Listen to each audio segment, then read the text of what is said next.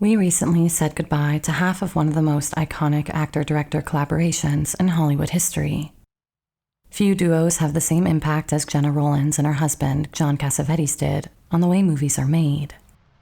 For 2 decades, they ruled independent cinema and brought an intense realism to film that was unlike anything before. Gena Rowlands was among the most talented actresses America's ever seen. A true screen legend, she belongs in the same conversation as Stanwyck, Hepburn, Dietrich, and a select few others. Her performances were always raw, natural, and completely engaging. She never missed a step, and yet her incredible marriage to the mercurial Cassavetes came to a premature end in the most painful way possible. This is our tribute to the late Gena Rowlands, a woman under the influence. Welcome to Hollywood Mysteries.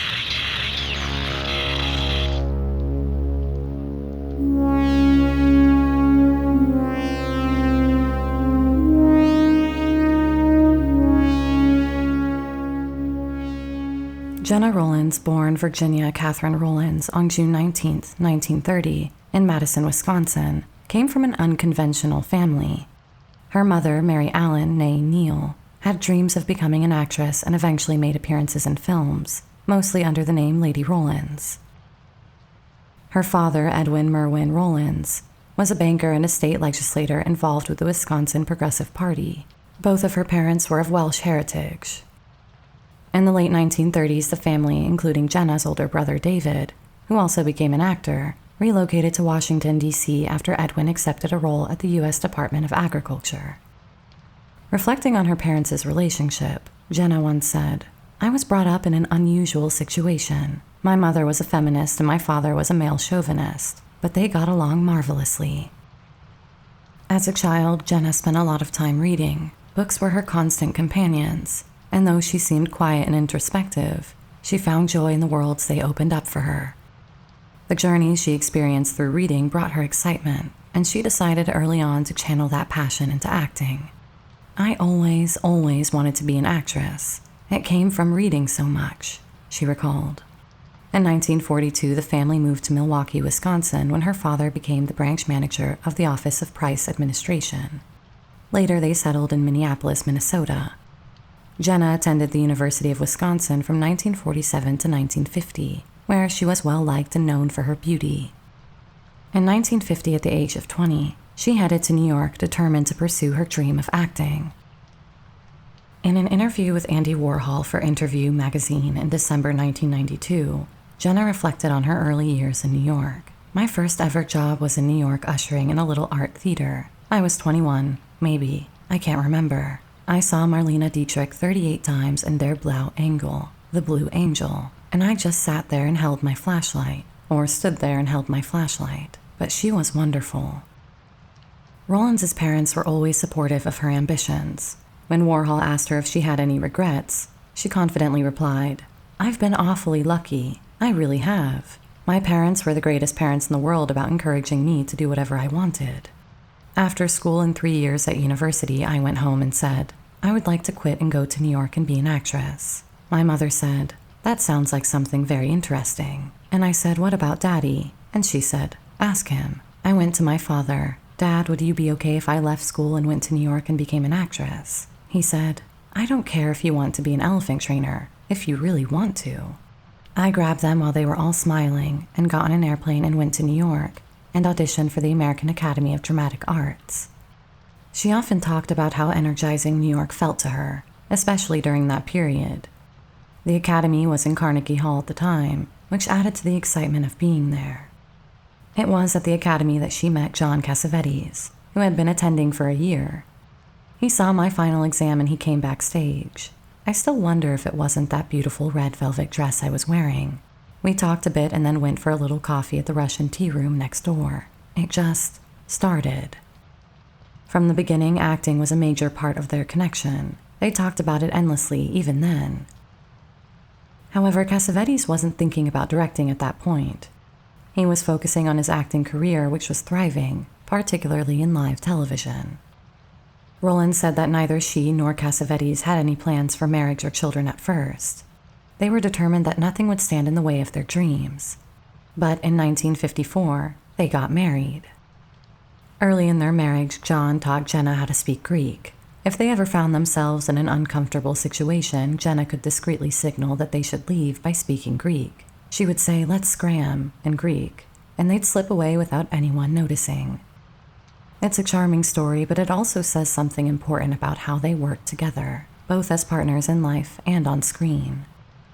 "We keep learning how to play together," Cassavetes said in a 1971 interview with Playboy, "so I can step on her toes gently, and she can step on mine, and we can make a lot of noise." And they certainly made plenty of noise in their time together. She was stunningly beautiful, highly sensitive, intelligent, artistic, and as strong-willed as she was skilled. He was matinee handsome, a fiery intellectual and driven by a passion that bordered on obsession. Cassavetes also had a fierce jealousy and possessiveness, while she was independent and ambitious, and this meant their relationship was often explosive and argumentative. But the love was seemingly bottomless, and it formed part of their chemistry. The heart of their relationship and the kind of love Cassavetes often portrayed in his films was perhaps best captured in the Playboy interview. When asked if he and Gena ever argued, he responded, "I believe that any two people who disagree should really go as far as they can, and I think we do. Screaming, yelling, petty acts of hostility and cruelty, but it's all meaningless." He added, "It's meaningless if that essential love is there, like a rubber band that you stretch out. No matter how far you pull it, and even if it stings snapping back, it returns. The love reappears." Rowlands made her first professional stage appearance at the Provincetown Playhouse in a dramatic production. Soon after, she landed her Broadway debut in the 7-year Itch and toured with the national production. She then co-starred with Paul Stewart in Top Secret, a 26-episode syndicated TV series that aired from 1954 to 1955. In 1955, Rowlands made guest appearances on several anthology television series, including Robert Montgomery Presents, Armstrong Circle Theater, Studio One, Appointment with Adventure, the United States Steel Hour, and Goodyear Television Playhouse. She continued working in live TV before landing a break in 1956. Producer-director Joshua Logan cast her in Paddy Chayefsky's play, Middle of the Night, where she portrayed a young woman falling in love with an older man, played by Edward G. Robinson. Rowlands remembered how popular the play became, saying, "It played for a long time because everybody just loved Edward G. Robinson. Everybody in New York wanted to see it." At that point, she and Cassavetes were married, but the demands of their schedules created some tough moments. She worked long nights in the theater while he worked during the day, leaving them with little time together. After 18 months performing in Middle of the Night, Rowlands signed with MGM in 1957, prompting her and Cassavetes to leave New York for Hollywood.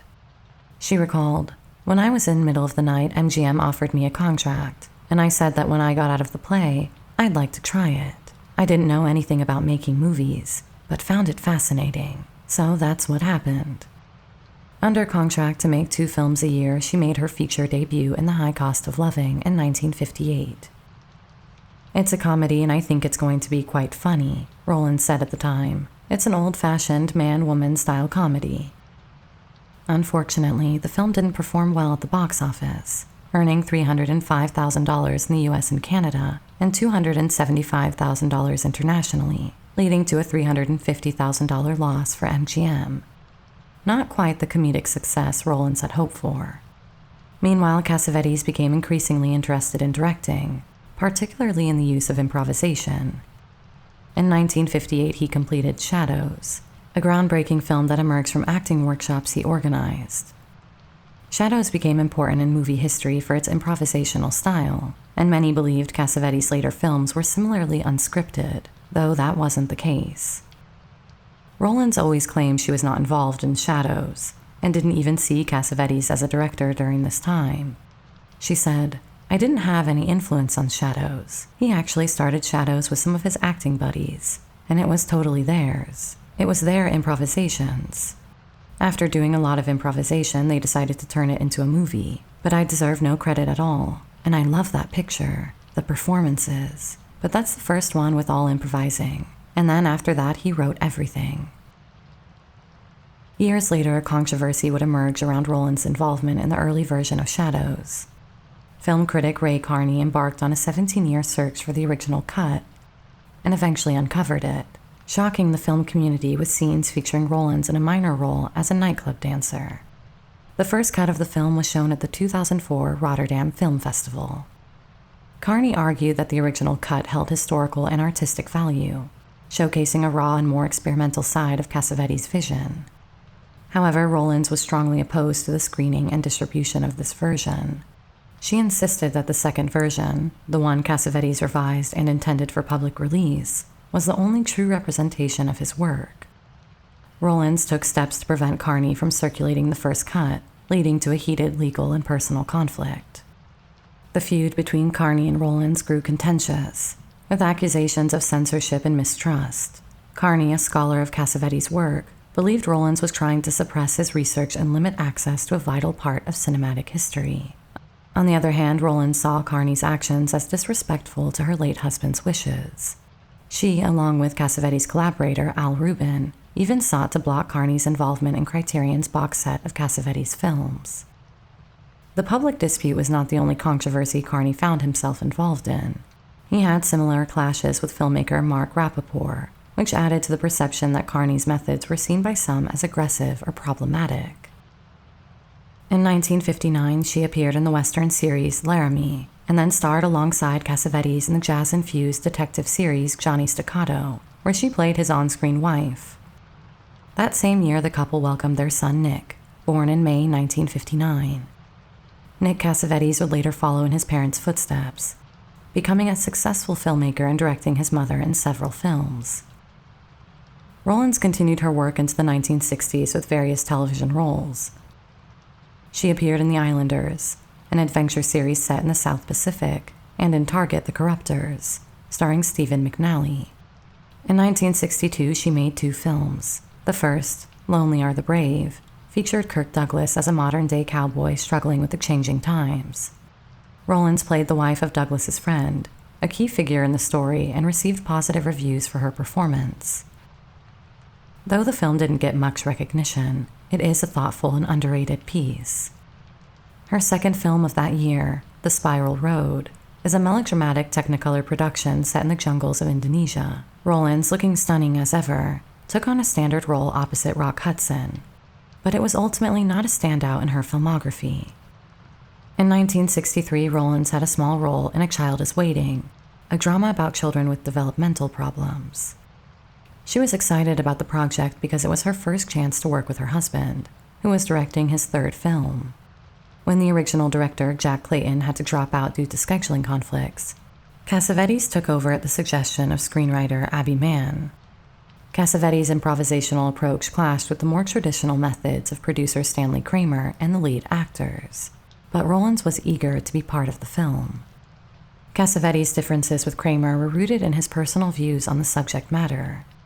While the film's message leaned towards institutionalizing children with developmental issues, Cassavetes believed that they would be better off living more integrated lives with regular kids.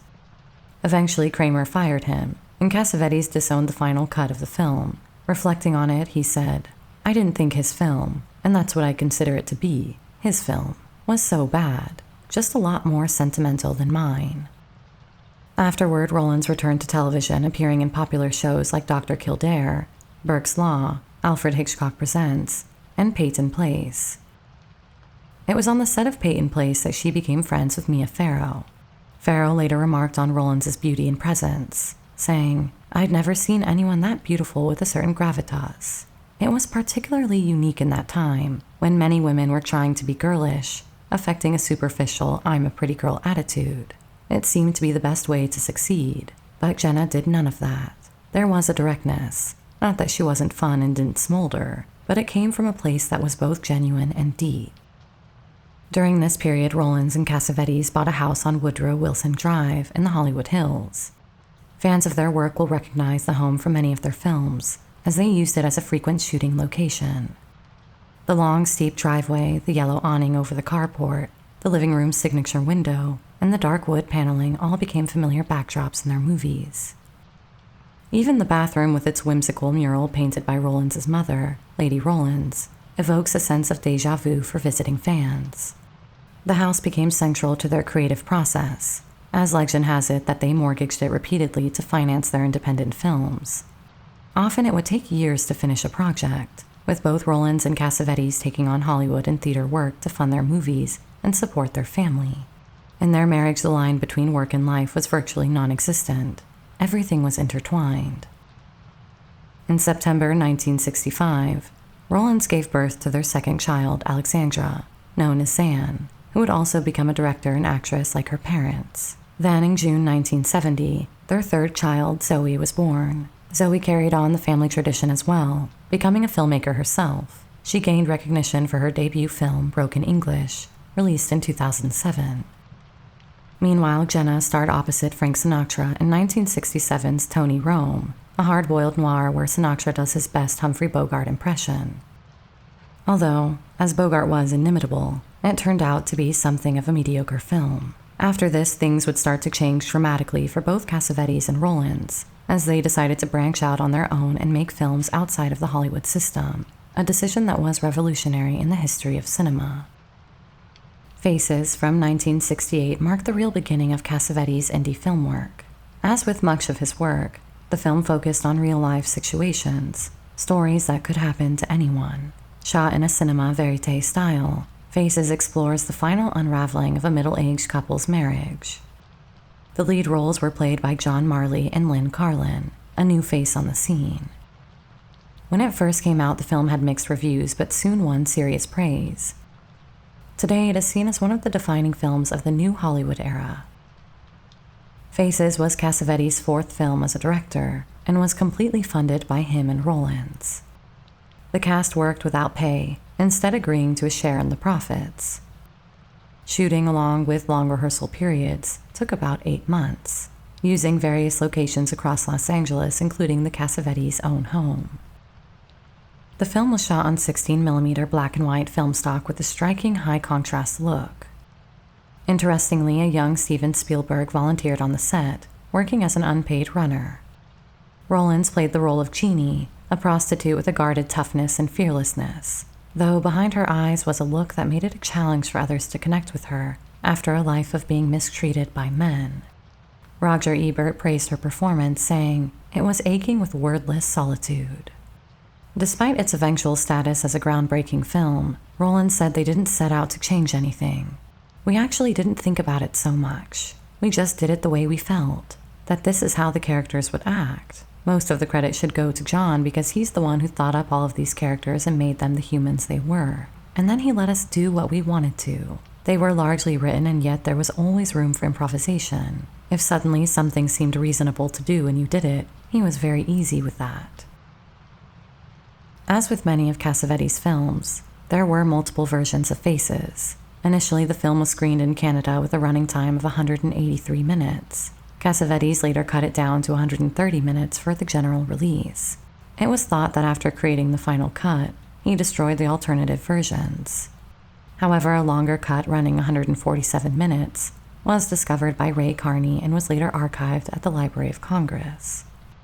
17 minutes from this extended cut were included in the Criterion Collection's John Cassavetes 5 films box set, though Carney noted that there are many differences between the versions. Working with a spouse can be challenging, but for Rowlands and Cassavetes, it generally went well, at least most of the time. Rowlands reflected on the experience. "We had a great deal of freedom when John acted. We traveled a lot and it was fun. But with directing, really, I think people don't have all their marbles who prefer directing to acting, because you write for 3 months, you cut for maybe 6 months.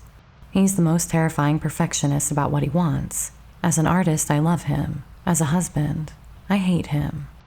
Cassavetes shared a similar perspective, noting the duality of their relationship. "When Gena and I are home together, we're husband and wife. On the set, we're deadly combatants. We have great respect for each other, like enemies do." In pursuit of financing for their next personal project, the couple took on roles in the Italian crime film Machine Gun McCain. Cassavetes starred alongside Rowlands, and for the first time, he shared the screen with frequent collaborator Peter Falk. While the movie didn't rise above the level of a standard B-movie, it held some appeal due to the unique combination of Cassavetes, Falk, and Rowlands working together. Their next collaboration was the 1971 film Minnie and Moskovitz. a romantic comedy with a lighthearted tone that resonated with audiences and left them thoroughly charmed. Cassavetes was the beneficiary of a very short-lived phenomenon during which studios were willing to fund low-budget, independent-style films with exciting directorial talent. And so Universal stumped up $1 million for him to make Minnie and Moskovitz. This was an attempt to try and ride the aftermath of the smash hit Easy Rider, one of the first independent films to go truly mainstream. However, old habits die hard, and Universal couldn't resist meddling with Cassavetes' editing process, cutting a scene without his consent and in doing so managing to void their contract with him. Gena Rowlands' breakthrough performance came in A Woman Under the Influence, the 1974 film that tells the story of a woman whose erratic behavior creates turmoil with her working-class husband, played by Peter Falk. The film earned 2 Academy Award nominations, one for Best Actress and another for Best Director. Rowlands' portrayal of Mabel Longhetti, a housewife teetering on the edge of a breakdown, was powerful. Her longtime friend Peter Falk matched her intensity as the husband struggling to understand her. Reflecting on her role, Rowlands said, "I knew many girls who had had breakdowns. I drew little touches from each of them and a lot from myself. I don't mean I'm really going mad, but I'm a little crazy. We all are, and sometimes I let things go."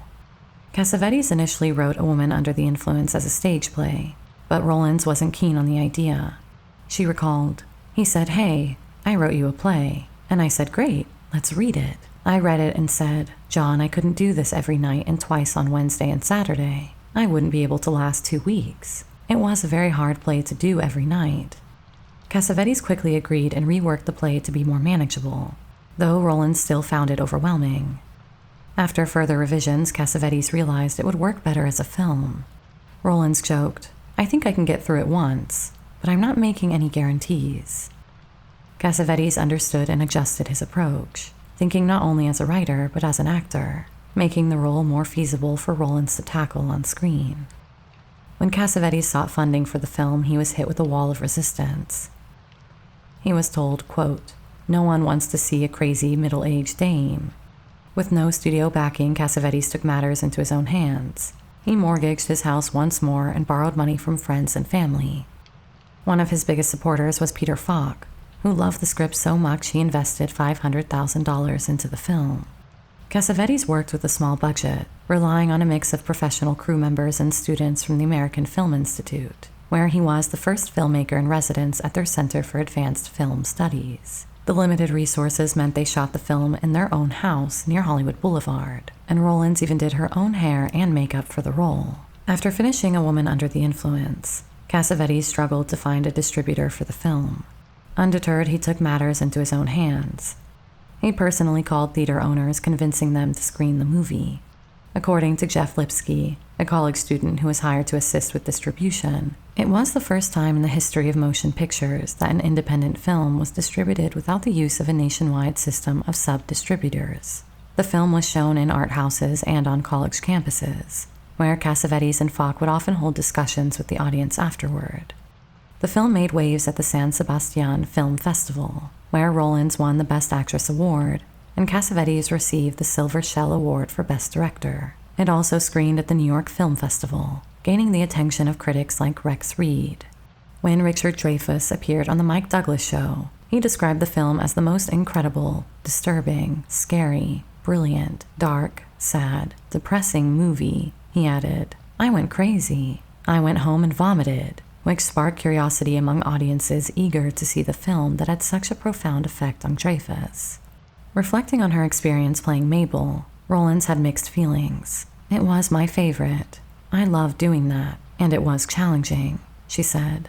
"It left me exhausted and depressed feeling. Some of the time when you're walking out there where the air is thin, you just hope you can walk back again." Rowlands became known for portraying complex, emotionally vulnerable women in roles that were groundbreaking for their time. Her performances were deeply committed, exploring areas of human emotion rarely seen in American cinema of that era. As she noted in an interview with The Guardian in 2001, it was considered embarrassing for an older woman to have anything to say about anything emotional. But as before, they would have to put their intense explorations of human emotion aside while they raised funds, this time in the Universal film 2 Minute Warning, a Super Bowl disaster movie which features Cassavetes and Rowlands alongside Charlton Heston. The already dubious film was not improved by the late addition of an extra 45 minutes, which transformed it from an exploration of a cold-blooded, motiveless sniper to an art heist caper at the behest of TV networks, who were uncomfortable with the original plot. At home, Rowlands and Cassavetes were preparing themselves for another difficult film project. Looking back on the filming of A Woman Under the Influence, it's clear how intense the experience was, especially with 3 children in the house. Cassavetes recalled, "The emotional strain was so great that we never went out socially for 13 weeks. No movies, no parties, no home entertaining, nothing. At night we'd collapse, make coffee, then start talking about the work. Yesterday's work, last week's work, last month's, next week's, next month's. We'd wake up in the night and talk some more. It was that kind of total commitment."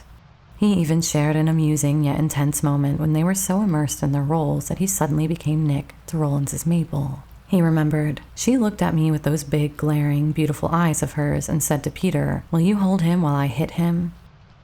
Cassavetes was always intrigued by his wife's quiet, private nature, which stood in contrast to his own more outgoing personality. He once told a story that illustrated this difference. "Gena is so absolutely private that I didn't know she played the piano for 10 years. I walk in one day, she's playing. I hear this. I thought it was a record, a fantastic concert. I walked in and I got terribly angry with her. 'What the hell are you doing? You're playing the piano? You never told me you played the piano. This is such a double cross. I don't understand what the hell's going on.'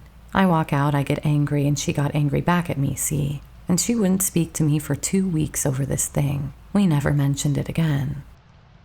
Their next project was Opening Night in 1977, which was more in line with their beliefs and cinematic expression. The film's plot centers around a stage actress played by Rowlands, who experiences a breakdown after witnessing the accidental death of a fan. As she prepares for her Broadway premiere, she is haunted by visions of the deceased woman. Rowlands delivered another powerful performance, starring alongside Ben Gazzara and Joan Blondell, one of her childhood idols. As with many of Cassavetes' films, Opening Night was mired in distribution difficulties in the U.S. After several preview screenings, it opened on December 25, 1977, at the Fox Wilshire Theater in Los Angeles. Unfortunately, it played to mostly empty theaters and closed in February without gaining much commercial traction. A few screenings in New York City in March of the following year were similarly underattended. However, at the 28th Berlin International Film Festival in 1978, Rowlands won the Silver Bear for Best Actress. The film was not well received in the U.S. at first. Variety published a critical review after a press screening, questioning whether audiences had any interest in Cassavetes' characters, stating, "One must question whether more than a handful of moviegoers are interested in the effort, whether audiences have not already seen enough of Cassavetes' characters. He's made these films before, and not many seemed interested in them." When it opened in New York, most newspapers and magazines didn't even bother to review it. In Europe, however, the film fared better. The Hollywood Foreign Press Association nominated Rowlands and Blondell for Best Actress and Best Supporting Actress, respectively, at the 35th Golden Globe Awards. Over time, the film's reputation improved hugely. Today, it holds a 96% rating on Rotten Tomatoes, with the consensus stating, "Opening Night is as dense and difficult as one would expect from John Cassavetes." But even the director's detractors will be unable to deny the power of Gena Rowlands' performance. Critic Dom Nero described Opening Night as having a horror-like quality, saying, "In the way that it drapes Gena Rowlands in long, black, specter-like capes and collars, and the primal world around her colored in bright, bloody reds, it turns a funhouse mirror onto the crushing, almost satanic rituals of film acting and movie star culture, like in Mulholland Drive." Rowlands explained why Opening Night resonated with her, stating, "It really appealed to me personally because it did show what happens to actresses and actors. They're trying very hard to represent themselves on stage, and yet they're not young. They're not just starting out. And they've been doing it quite a long time with a certain regard. And then it gets harder to express it. And I especially loved Joan Blondell. And she was also growing older. A lot of the movie was about getting older and not being able to depend on things you had depended on in your younger life." In 1979, Rowlands had another chance to work alongside one of her idols, Bette Davis, in the TV movie Strangers, the story of a mother and daughter. Speaking about the experience she shared, when they offered that part opposite her, I didn't want to do it. I thought, what if all my illusions were broken? But I couldn't resist the temptation. She's no pussycat. She's just a great and independent artist, and I loved every minute working with her. After taking a role in William Friedkin's crime comedy, The Brink's Job, where she acted alongside Peter Falk once more, Rowlands was eager to work with Cassavetes again. They began production on Gloria, a neo-noir crime thriller about a former gangster's girlfriend who ends up protecting a young boy being chased by the mob for information he may or may not have. Cassavetes had originally planned to sell the screenplay to Columbia Pictures without directing it himself, but when Rowlands was asked to play the lead, she requested that he direct the film. Gloria is also notable for featuring child actor John Cassavetes. His performance earned him the unfortunate distinction of being the first ever recipient of the Golden Raspberry Award for Worst Supporting Actor, shared with Laurence Olivier for The Jazz Singer. Adames, who was cast through an open call, was between 5 and 7 years old when he was chosen to play Phil Dawn, a 6-year-old character.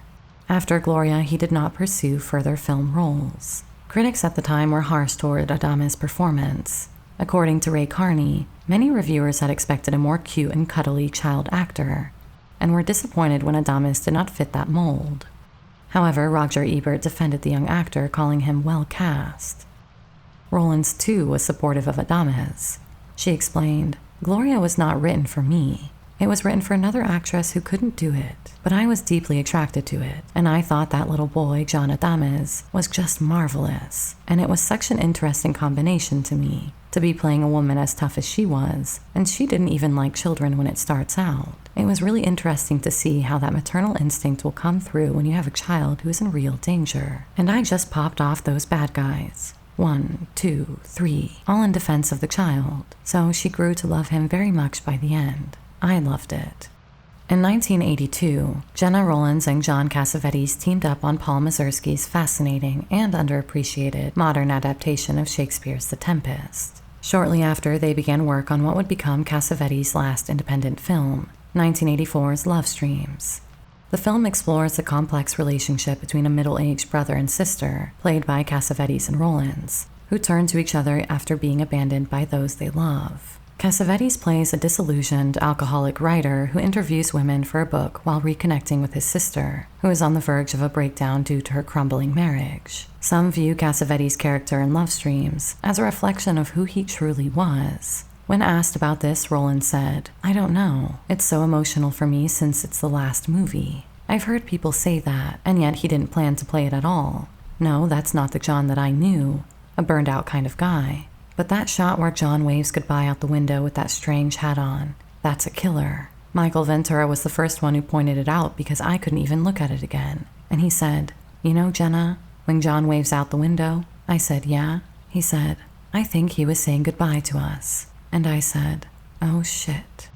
Love Streams held deep personal significance for both Rowlands and Cassavetes. In 1984, Cassavetes was diagnosed with cirrhosis of the liver and was given just 5 months to live. The diagnosis was the result of years of heavy drinking, a condition sometimes referred to as hobnailed liver by those familiar with the grim realities of alcoholism. This looming shadow of death added another layer of mystery to his body of work. Ultimately, Cassavetes' alcoholism not only cut short his life, but also left an unanswered question about whether his drinking unleashed his creativity or ended it too soon.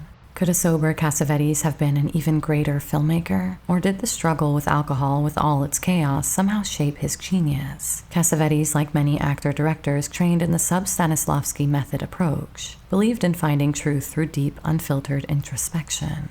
This process was often messy, bringing up unwanted emotions and memories, but he saw it as the only way to access authenticity. For Cassavetes, alcohol seemed to be a tool for accessing this rawness, but it also carried the risk of self-destruction. As one documentary put it, his approach was to risk everything to express it all, with the line between breakthrough and breakdown often blurred. One of the most shocking aspects of Cassavetes' devastating illness was that he didn't share his prognosis with his wife. Reflecting on that time, Rowlands said, "I didn't know that when we were making this movie, the doctor had told John that he was going to die within 5 months. I knew that John looked ill, but he also looked handsome and wonderful, and he didn't die for 5 years after that. Though Cassavetes managed to live another 5 years beyond his diagnosis, the inevitable day came in 1989 when he passed away from cirrhosis of the liver at the age of 59. Looking back on her life with him, Rowlands remembered, he just loved the work. He had a great joy of life. He had no interest in doing anything except working, watching sports on the weekend, and being with his grandson. It was a very closed kind of thing, and work was happiness to him and to all of us. He was a person with a lot of joy, a lot of anger. He was high-tempered, never depressed, often angry, often delighted. Before his death, Rowlands continued to build her own impressive career, starring in 2 major films. In 1987, she appeared in Paul Schrader's Light of Day, which was a more serious film than usual for Michael J. Fox. Although Schrader himself was critical of the movie, and the reception was somewhat muted, it remains a respectable film. Then in 1988, Rowlands starred in Woody Allen's Another Woman. This film, also one of Allen's more serious works, was well received and has since gained a reputation as one of his best. Rowlands played a philosophy professor who, after overhearing a stranger's therapy session, begins to confront her own regrets and struggles. Her nuanced performance in Another Woman demonstrated her range and further solidified her status as one of America's finest actors. Unlike the raw and intense roles she had taken on in Cassavetes' films, this role allowed her to show a different side of her talent. Rowlands was also in demand for television roles. In 1985, she played the mother in the critically acclaimed TV movie An Early Frost. 2 years later, she won an Emmy for her portrayal of Betty Ford in the 1987 made-for-TV movie The Betty Ford Story. After John Cassavetes passed away, Rowlands could have retreated into the solitude of her California home, but that wasn't her style. She still had a family, 3 children and several grandchildren, and a passion for her work that kept her going. In 1991, she appeared as Winona Ryder's cab passenger in Jim Jarmusch's Night on Earth. This was her first appearance in a movie since Cassavetes' death. Then, a few years later in 1995, she played Aunt May in Terence Davies' adaptation of the Neon Bible. During this period, she also took on smaller roles in films like Something to Talk About, Hope Floats, and Playing by Heart. Rowlands' career continued to shine into the 2000s. In 2002, she starred in Mira Nair's HBO film Hysterical Blindness, earning her 3rd Emmy for her portrayal of an aging woman grappling with love and loneliness. The following year, she made a memorable guest appearance on the show Numbers, playing Mrs. Hellman, a Holocaust survivor whose family's stolen painting resurfaces at a Los Angeles art gallery. Rowlands was praised for her sensitive performance, and her involvement was partly a reflection of her long-standing commitment as an advocate for Holocaust survivors. One of her most notable collaborations in her later career was with her son, Nick Cassavetes. He directed her in several films, but none were as successful as The Notebook in 2004. This romantic drama, based on Nicholas Sparks's novel, tells the story of a young couple separated by social differences, only to reunite years later. The film also explores the couple's later years as they deal with challenges of aging and long-term love. Rowlands, still gorgeous at 74, played the older version of the female lead alongside James Garner, while Ryan Gosling and Rachel McAdams portrayed the younger couple. The film was a massive hit and surprised many with its emotional depth. In 2007, Rowlands took on a supporting role in Broken English, an independent film written and directed by her daughter, Zoe Cassavetes. She starred alongside Parker Posey and Melville Poupeau, and she brought her signature depth and intensity to the project. A couple of years later, in 2009, she made a guest appearance on the popular show Monk in the episode Mr. Monk and the Lady Next Door. In 2014, Rowlands took on her final film role in 6 Dance Lessons in 6 Weeks. In this film, she played a widow who hires a younger gay dance instructor, played by Cheyenne Jackson, to teach her how to dance. The story follows their evolving relationship as it moves from antagonism to friendship and tenderness. While the film wasn't a major success, Rowlands' performance was a reminder of her enduring talent, showing she still had plenty of charm and skill on screen. By 2015, Rowlands considered herself mostly retired from acting and had become disenchanted with what she perceived as a steep decline in the quality of American movies since their heyday of the 1960s and 1970s. In 2012, Rowlands remarried, this time to businessman Robert Forrest, a longtime friend of both her and John Cassavetes. The two spent her final years happily together in the California desert. Then, 4 years later, Rowlands received an honorary Oscar, a well-deserved recognition for her lifetime of contributions to cinema. On receiving the award, she said, "I didn't think for a minute that I was going to get it. I think it's awfully nice." However, 3 years later in 2019, Rowlands faced a devastating diagnosis of Alzheimer's disease. Her family kept the news private until June 2024, when her son Nick revealed that she had been battling the illness for some time. On August 14, 2024, Gena Rowlands passed away at her home in Indian Wells, California, at the age of 94, surrounded by her loved ones. Looking back on the decisions she and Cassavetes made when they left mainstream Hollywood in the 1960s, Rowlands once said, "We wanted a certain way of life. We wanted to get up and really do what we wanted to do that day. We didn't want to go do something that everybody said we should do. Believe me, everyone was saying we were doing the wrong thing all of the time, but it was terribly satisfying." She also reflected on how their choices impacted their children. "I think of the kids too. Every time they stepped out of their bedrooms, they were tripping over a cable or bumping into a camera. They were very easy with it. It wasn't some kind of exotic thing where your parents went to the studio. They didn't feel shut out of it." Together, Rowlands and Cassavetes achieved something extraordinary. They created groundbreaking films while raising 3 children in their own home, an environment that nurtured creativity and family life. Their children went on to follow in their footsteps, each entering the film industry and contributing to their parents' legacy. Tennessee Williams once described her as a work of art when she was acting, comparing her to paintings in a museum, or sunsets or mountains, or lovers walking slowly away from you. It was a fitting tribute to a woman whose performances will be remembered as masterpieces in their own right. That's about all for this episode. We hope you enjoyed this look at the recently departed Gena Rowlands. If you did, why not like, subscribe, and share the video with a friend. Also, be sure to check out our weekly essays over on Patreon and YouTube members, where we go over all kinds of unusual stories related to Hollywood, like the Garden of Allah hotel murder case. Quite a shocking one. Thanks for watching. Sweet dreams.